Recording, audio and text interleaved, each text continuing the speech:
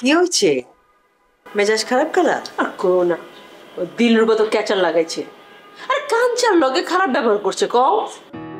ওর বই তো ঠিকই আছে, আমি কইছিলাম এগুলো থেকে সইরায় সরস নাই তো। এখন পৌঁছ, এখন আম ছাড়া দুটাই যাইবো। তোর তো মনে হইতেছে নবাবের সাথে রিমির বিয়ে হইব না। রিমি কইতেছিল ওর নাকি ওর সাথে দেখাই করে না, অথচ কত কাছাকাছি থাকে। আমার তো এসব ভালো লাগতেছে না। একটা কাজ করি আম্মা জান, আশরাফ দারোগার লগে আবার যোগাযোগ করি। হ্যাঁ, কি আর আগাইবো? চেষ্টা করে দেখি না একবার, চেষ্টা করলে তো সমস্যা নাই কা। আর মাইয়ারে ঘরে বসে আর কতদিন রাখবা? সাদি তো দেয়ান লাগবো না? ঠিকই কইছস। তুই একবার পুরান ঢাকায় যা তো, রিমির লগে দেখা করায়। ঠিক আছে, যাবনে। সিমি, নোয়াখালী গো কি অবস্থা? জানি না, ওই চ্যাপ্টার আমি ক্লোজ করে দিচ্ছি। কইলেই ছাড়বো সর্দার ভাই? কইব না আমার মাইয়া রাস্তায় নামায় এখন কাইটা পড়ছে, আমার মান সম্মান থাকবো? আরে আমি তো জালাল মিয়ারে পাঠাইছি দিলরুবা বাড়িতে, পাঠাইছি তো। কেন অরে পাঠাইছস কেন? শোনা আম্মা জান, এইটা আমার প্ল্যানের মধ্যেই আছে। দিলরুবারে একদিনের লাইগা হইলেও আমি ওই বাড়িতে ঢুকামো।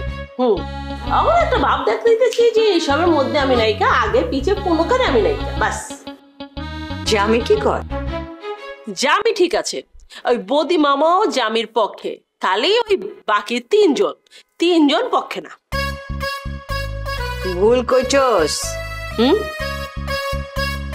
জামির পক্ষে কেউ নাই তুই ছাড়া। কি কইতেছো? আমিও নায়িকা, আমি জামিরে জানাই দিছি। ঠিক আছে, পুরান বাড়িতে এবার ঘুরে আগে যা। যাইতেছি, যাওয়ার আগে আমি একটু দিলরুবারে ফোন দিয়া লই। না না না, দিলরুবারে ফোন দিস না। আর ফোন দিলে কিছু হবে না, ফোন দিয়ে দেখতেছি কি হচ্ছে।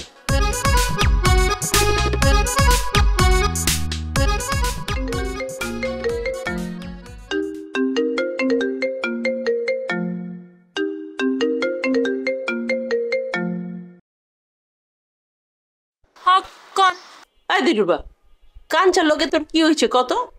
কাঞ্চন কি হবো আমার? হ্যাঁ, কিচ্ছু হয় নাই কা। হ্যাঁ, আমার দেখলে খালি ওরা ধরে কথাবার্তা কয়। হ্যাঁ কয়, হ্যাঁ জামাই লাগে আমার কি এত কথাবার্তা, মাকে হ্যাঁ জামাই লাগে আমার দেখাবি হয় না। বুঝবার পারছি। জাগা হন, আমি পুরান ঢাকা আইতাছি, তুই রেডি থাকিস, আমি তোর লগে দেখা করুম। আর শোনেন, বাসায় আর যদি আমার না পান তাহলে আমার একটা ফোন দিয়ে দিয়েন, ঠিক আছে?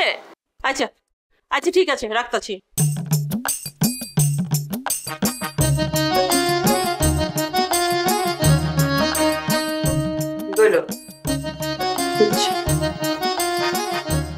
জানা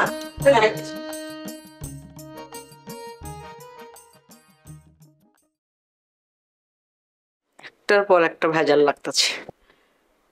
মেয়ে দুটার ভাবছিলাম শান্তিতে থাকুম, ওরা নিজেরাই ভেজাল লাগাইতেছে।